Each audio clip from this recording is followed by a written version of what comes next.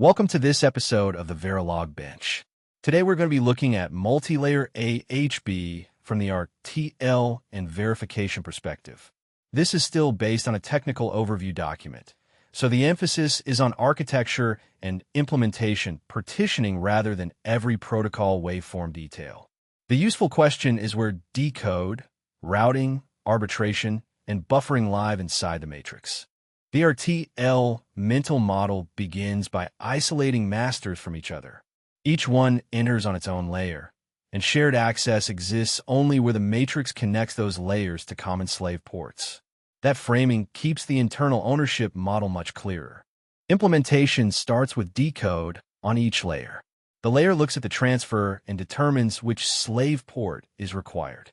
That local decode is what lets the matrix scale, because the routing decision is made before any collision handling is needed. After decode, the matrix muxes the request toward the selected slave port. That means two requests heading to different destinations do not interfere with each other. The mux stage is really the point where the topology turns parallelism into real throughput. The arbitration model is local to each destination. If two layers hit the same slave port, that port arbitrates.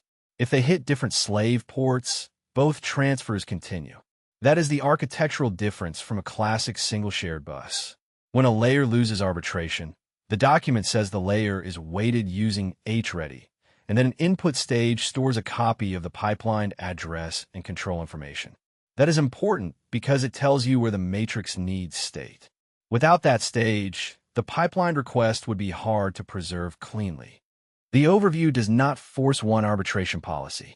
It explicitly mentions round-robin and fixed priority schemes. That matters for verification because fairness, starvation risk, and latency behavior can vary by target port and system objective. The advanced options are really cost control patterns. You can keep some slaves private, group low-bandwidth devices, or combine smaller masters on one layer.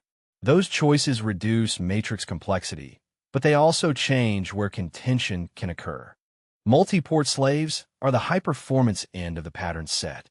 They reduce avoidable collisions on critical resources, especially memory-facing resources, but they also raise implementation cost. That trade-off is exactly why the overview treats them as an option rather than a default.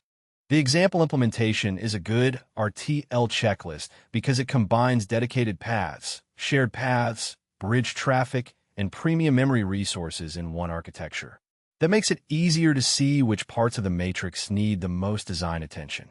The RTL takeaway is to separate responsibilities cleanly. Decode chooses the target. Arbitration resolves collisions. Input stages hold waiting pipeline state.